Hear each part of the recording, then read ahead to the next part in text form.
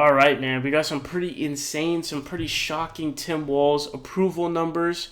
Favorability numbers is absolutely massive. So we got a poll drop from it's August 15th was the survey date, and so we have a Redfield and Wilton poll, and they took the approval ratings in the actual swing states. So we can look at the national favorability number. We will do that. But first, what we want to do here is look at these numbers in the individual states, because the race is going to come down to the individual states. It's actually not going to come down to like it nationally and kind of what's going on sort of in these states. So what we can see here is for the state of Minnesota, obviously his home state, he has the highest positive net approval, plus 15%. In the state of Michigan, plus 14, which is absolutely massive. And so a lot of the conversation is kind of around like, okay, a lot of the arguments behind choosing Josh Shapiro was he can help you in Pennsylvania, and then maybe potentially that can help you in the rest of the Rust Belt. But I think the argument kind of converged towards, hey, Tim Walz is a very pro-union guy. He has a military background. He's sort of this working class guy. His net worth is less than the average American. So he will actually have a crossover appeal through the Rust Belt. And I personally believe he's super close to Wisconsin, like western Wisconsin. So I think he might even have like some default sort of home state sort of boost, some like de facto kind of thing, even though technically it's not there. And, if you're whipping it up in like those states, you're just kind of whipping it up and like, oh, hey, I'm in Indiana. Oh, hey, I'm in Ohio. You're just like driving on the freeway or whatever. It's like, it's not like in California where it's like you have to drive 8 hours like vertically to get between, even like LA and SF. It's not like that in those states, right? So, absolutely huge, man. Plus 14 is fudging redonkulous. And then Georgia, 13%. This is huge too, because I actually thought that Josh Shapiro is not going to help you in Georgia at all. My thought process was Kamala Harris stems the black vote in Georgia, and then Walz is going to stem the youth vote, the young vote. And so Georgia is purely a turnout state, effectively. It was won off the backs of a million new voters being introduced into the election. Biden still barely won, but he was actually able to outperform. The aggregate had him had him about 0.9 less than what he actually ended up getting in the race. So he was actually underestimated by a lot. That's almost a whole point, which is huge. That 1 point, despite Trump overperforming by 2 points, he's still able to win with that 1.2 aggregate lead because he outperforms by 0.9, right? In New Mexico, plus 11. Florida, plus 10. I mean, that's absolutely insane. A Florida plus 10 is complete insanity. We know, I should have pulled a poll up for you guys. I apologize. But, she's come close in some Florida polls. She was down in by 2 or 3, I think, in some of the polls. And then we just saw, I did another video. There was a poll that came out, I think it was a Redfield and Wilton poll, where it was plus 5 for Trump, whereas prior it was plus 8. So she's making ground there. But Florida, the state of the crazies, being plus 10 is insane. Arizona, another state, right? Arizona, I think, being obviously the big argument for Mark Kelly being the person to be there. He's from Arizona. I thought the argument sucked because he was actually losing the poll against Trump in his own state, which I was like, at least Shapiro was polling really well against Trump in his own state. So that was a legit argument for him. For Arizona, I was like, Kelly, he's not even winning.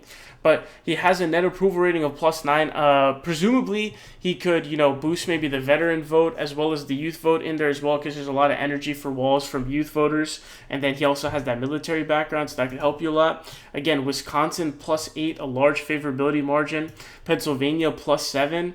I think Shapiro does have a lot higher of a favorability and net approval. It's somewhere in like 20 to maybe 20 plus or something like that, maybe even higher. So he has a much higher one, but of course that's his home state of Pennsylvania. Nevada is also plus 7. Nevada also being super important just because the polling seems to be kind of weird in terms of it seems to be like kind of the last holdout state for the Democrats. But I'm pretty confident that Nevada is going to end up going blue. I think something weird is just going on with the polls, and I think as time sort of goes on, it'll converge. NC, another huge state, really, really important.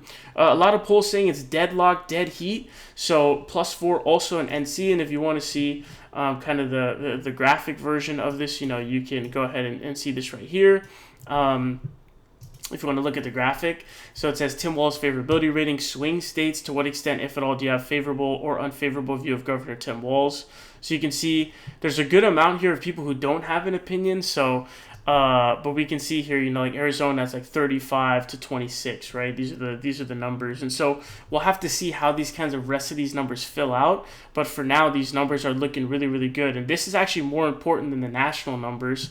And if we take a look, kind of like these numbers, I don't know what this net favorability averages out to be honest. I'm not really sure, but I would guess probably somewhere around like 8 or 9 probably is where the average would lie. I'm not exactly sure. Maybe 8 or 9 points is probably where it lies. This is absolutely huge because the swing states are where it's going to come down to. Now, if we go to check the national numbers here, sorry, we're just looking at JD Vance right now. Let's look at Tim Walz first. If you look at August 15th, again, I was kind of estimating that average would average out to like 8 or 7 points or something. They have it at about 4.5 on the same day for Tim Walz. And I don't know if we have like a sort of national Redfield and Wilton poll number. So this is a plus 10, but this is back on August 7th. So this is a while ago. So what you can see here, though, is his favorability margin is actually going down. This is to be expected. I think this is sort of like it was an unstable sort of margin because I think what was happening was his numbers were getting stemmed with Democrats. But what's happening is I think Fox News is they're waging a war against Tim Walz, even to the point where Joe Rogan is out there and Kyle Kalinske, his son is going after him, is like losing it on him, right? Pretty much because, they're calling him Tampon Tim or saying he's a communist or whatever. The war they're waging against Tim Walz, I feel, is even stronger than the one they're waging against Kamala Harris. And I think with Republicans, with the strong Republicans, it's actually working is what it looks like. So the numbers are going down. But this is to be expected. Keep in mind, a +5 favorable number is massive in our current climate. Right now, that's a huge favorability number in terms of a favorability margin. And then we want to do like a 1-to-1 comparison here. So when we look at, vice president versus vice president nationally, you can see here that JD Vance, and this is actually unfathomable, guys. I didn't even think this was possible. Somehow this fudger's numbers are getting even worse. I didn't even think this was possible. This is crazy. So he's at a new peak now. He's ballsed out, right? Like he's all the way at the back now. So he's almost at 10 points unfavorable. This is an opposite margin of Tim Walz, where Walz is he's in the positive, right? He's in the blue.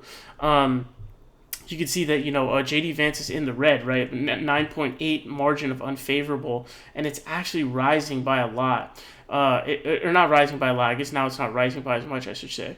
But it's massive. So if you compare that swing of like a +5 versus like a -9.8, that's like a 15-point spread, which is absolutely huge. So there's a massive advantage for Tim Walz. And then if we look at Kamala Harris, her margin is kind of like, I guess it's gotten to the point in this aggregator where it's like a +2.4 unfavorable. I've seen a lot of polls where she's kind of favorable. So again, I'm not sure kind of how this aggregator is even working here, because most of the recent polls kind of have it as she definitely has like a favorable number. So I'm not sure why they have like in the aggregator her numbers are unfavorable here.